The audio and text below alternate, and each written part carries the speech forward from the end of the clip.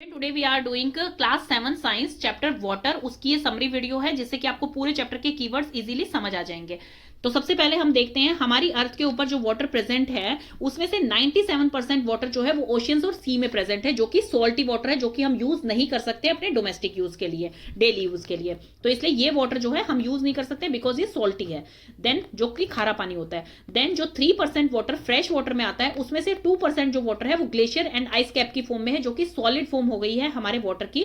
ये भी जो है हमें रेडिली अवेलेबल नहीं होती है। 0.7% ग्राउंड वाटर है, वो भी हमें रेडिली अवेलेबल नहीं होता है। तो जो हमें रेडिली अवेलेबल होता है वो कितना है? 0.3% वाटर, जो कि रिवर्स, लेक्स एंड स्ट्रीम्स में अवेलेबल है। तो सोचिए 100% में से हमारे लिए अवेलेबल कितना वाटर है? जो पूरा वर्ल्ड है उसके लिए 0.3% वाटर जो है वो हमारे लिए रेडिली अवेलेबल है, जो कि हम यूज कर सकते हैं फ्रेश वाटर। वाटर के सोर्सेज क्या होते हैं? Ponds, lakes, rivers and well, ये वाटर के सोर्स हैं। If rain heavily flood disturb the life of humans and animals and crops. अगर बहुत ज्यादा बारिश होती है तो क्या होती है? फ्लड आ जाती है। फ्लड किस वजह से आती है? जब डिफोरेस्टेशन होता है। डिफोरेस्टेशन में जब पेड़ों की कटाई हो जाती है, क्योंकि पेड़ क्या होते हैं? वो नेचुरल एब्जॉर्बर होते हैं। तो वो क्या करते हैं? रेन को अलाउ करते हैं वो सीप हो जाए ग्राउंड वाटर में और धीरे धीरे हमारे ग्राउंड वाटर को रिप्लेनिश कर दे। जितना भी ग्राउंड वाटर हम यूज करते हैं कंस्ट्रक्शन में, एग्रीकल्चर में, उसको रिप्लेनिश कर दे, दोबारा से फुलफिल कर दे। अब ग्राउंड यहाँ पर रेन आ रही है। रेन आने के बाद ट्रीज क्या करते हैं? ट्री जो होते हैं वो नेचुरल एब्जॉर्बर होते हैं। तो नेचुरल एब्जॉर्बर होने के कारण वो क्या करते हैं? अलाउ कर देते हैं सीपेज को, वाटर की सीपेज को। तो वाटर की यहाँ पर सीपेज हो रही है और जो पार्टिकल्स हैं हमारे सॉइल के और रॉक्स जहां पर अवेलेबल हैं, तो उनका स्पेस जो है वो किससे भरने लग जाता है? वाटर से फिल होने लग जाता है। क्यों? क्योंकि वाटर आ रहा है ऊपर से, रेन की हेल्प से वाटर आ रहा है, तो वो क्या करती हैं? वो वहां पर फिल होने लग जाता है। तो उसका जो अपर लेवल होता है उस लेयर का, उसे कहा जाता है वाटर टेबल, और जो इसके नीचे वाला लेवल होता है उसे कहा जाता है ग्राउंड वाटर। अब इसमें एक और चीज बताई हुई है, एक्विफाई। एक्विफाई क्या होता है? जो हार्ड रॉक्स होती हैं। अब यहां पर नीचे आपको दिखाई दे रहा है, यहाँ सोयल पार्टिकल भी है, रॉक्स भी हैं, और यहां पर नीचे जो है वो हार्ड रॉक्स के बीच में जो ग्राउंड वाटर होता है उसे एक्विफाई कहा जाता है। प्रोसेस होता है सीपिंग ऑफ वाटर, मतलब कि वाटर का सीपिंग होना, उस प्रोसेस को बोला जाता है इनफिल्ट्रेशन। देन है वाटर साइकिल। वाटर साइकिल कैसी होती है? जैसे ओशियन, सीज, इनसे क्या होती है? इवेपोरेशन होती है।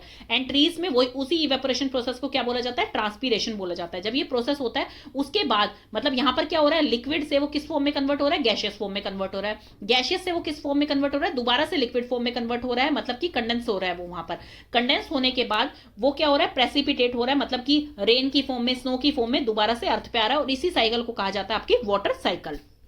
वाटर जो है हमारी अर्थ पे 3 फॉर्म्स में प्रेजेंट है। सॉलिड की फॉर्म में प्रेजेंट कहां पे है? जहां सॉलिड फॉर्म है वाटर की, वहां पर आइस कैप्स एंड ग्लेशियर्स में क्या होता है? आइस की फॉर्म में प्रेजेंट है, दैट मींस वो सॉलिड फॉर्म हुई। देन लिक्विड फॉर्म में जो सीज, ओशियंस, लेक्स, पॉन्ड्स हैं, ये सब में लिक्विड फॉर्म में प्रेजेंट है। देन गैशियस फॉर्म में जो वेपर्स होते हैं, मतलब कि जो मॉइस्चर प्रेजेंट है हमारे एटमोस्फेयर में, उसे क्या कहा जाता है? गैशियस फॉर्म कहा जाता है वाटर की। तो तीनों फॉर्म में जो है वाटर प्रेजेंट है हमारी अर्थ के सर्फेस के ऊपर। और वाटर के बिना हमारी लाइफ संभव नहीं है, बिकॉज हमने फॉरेस्ट चैप्टर में ये पढ़ा था स्टूडेंट, वो प्रोड्यूसर हैं जिन पे सारे लिविंग ऑर्गेनिज्म डिपेंडेंट है फॉर फूड। तो इसलिए अगर ट्रीज ही नहीं होंगे तो हमारी लाइफ संभव नहीं है, और वाटर के बिना तो ट्री भी ग्रो नहीं कर सकते। तो वाटर जो है वो, उसके बिना हमारी लाइफ संभव नहीं है अर्थ के ऊपर। वाटर स्कैर्सिटी हमारे अर्थ पे क्यों हो रही है? क्योंकि जो कंस्ट्रक्शन, जैसे जैसे पॉपुलेशन इंक्रीज होगी तो कंस्ट्रक्शन साइट्स इंक्रीज होंगी, हाउसेज नए बनेंगे, ऑफिसेज नए बनेंगे। क्यों? डिमांड ज्यादा हो रही है।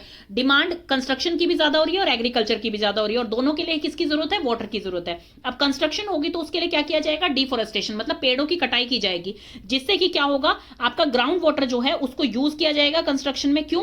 अगर पेड़ों की कटाई हो जाएगी तो रेनफॉल नहीं होगी, रेनफॉल नहीं होगी तो वाटर मेंटेन नहीं हो पाएगा। तो ग्राउंड वाटर को यूज किया जा रहा है कंस्ट्रक्शन के लिए, इंडस्ट्रीज के लिए और एग्रीकल्चर के लिए। तो अब रेनफॉल तो उतनी हो नहीं रही है, तो ग्राउंड वाटर जो है वो भी मेंटेन नहीं रह पाएगा, क्योंकि ग्राउंड वाटर को मेंटेन रखने के लिए क्या होता है? सीपेज होती है वाटर की, तभी जो है ग्राउंड वाटर मेंटेन रह पाता है। अगर रेनफॉल ही नहीं होगी तो ग्राउंड वाटर दोबारा से रिप्लेनिश नहीं हो पाएगा और ग्राउंड वाटर मेंटेन नहीं रह पाएगा। तो इस कारण से पानी की कमी होती जा रही है, क्योंकि कंस्ट्रक्शन बढ़ रही है, इंडस्ट्रीज बढ़ रही है, और एग्रीकल्चर के लिए भी पानी की डिमांड ज्यादा है। तो इस चीज को हम कम कैसे कर सकते हैं? ज्यादा से ज्यादा हमें ट्री लगाने चाहिए, अंधाधुंध ट्री की कटाई को कम करना चाहिए। जब भी हम ब्रश करते हैं तो हमें टैप ऑफ रखनी चाहिए। हम कभी भी जो है ट्रीज को, प्लांट्स को पानी देते हैं तो हमें मग से देना चाहिए, पाइप से नहीं देना चाहिए, उससे ज्यादा पानी वेस्ट होता है। हमें वाटर को रीयूज करना चाहिए। हमें लीकिंग टैप है तो उसको जो है रिपेयर किया जाना चाहिए। तो इसी तरह से क्या हो सकता है? हम वाटर को सेव कर सकते हैं। और एक होता है आपके रेन वाटर हार्वेस्टिंग। तो देखिए कुछ इस तरह से होता है, जब रेन वाटर जो है हार्वेस्ट की जाती है तो उससे क्या होता है? ग्राउंड लेवल भी रिप्लेनिश होता है, और आप उसको जो है स्टोरेज टैंक में स्टोर करके जो है अपनी डेली नीड्स के लिए भी यूज कर सकते हैं।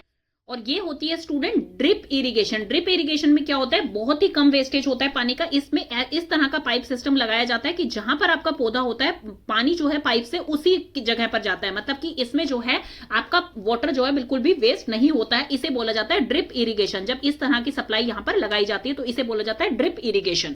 तो इस तरह की इरिगेशन फार्मर्स यूज कर सकते हैं अपनी फील्ड में, जिससे कि पानी की वेस्टेज जो है वो कम होगी। का सप्लाई सिस्टम होता है जो कि नेटवर्क ऑफ पाइप्स का बना हुआ होता है। कुछ इस तरह का सिस्टम होता है। सबसे पहले वाटर बॉडीज से वाटर लिया जाता है, उसे उसके बाद उसको ट्रीटमेंट का मतलब है यहाँ पर उसे फिल्टर किया जाता है। फिल्टर करे जाने के बाद वो स्टोर होता है और उसके बाद पाइपलाइंस के थ्रू वो हाउस होल्ड्स में, हमारे स्कूल्स में, हमारे इंडस्ट्रीज में, हमारे ऑफिसेज में जो है वो डिस्ट्रीब्यूट कर दिया जाता है।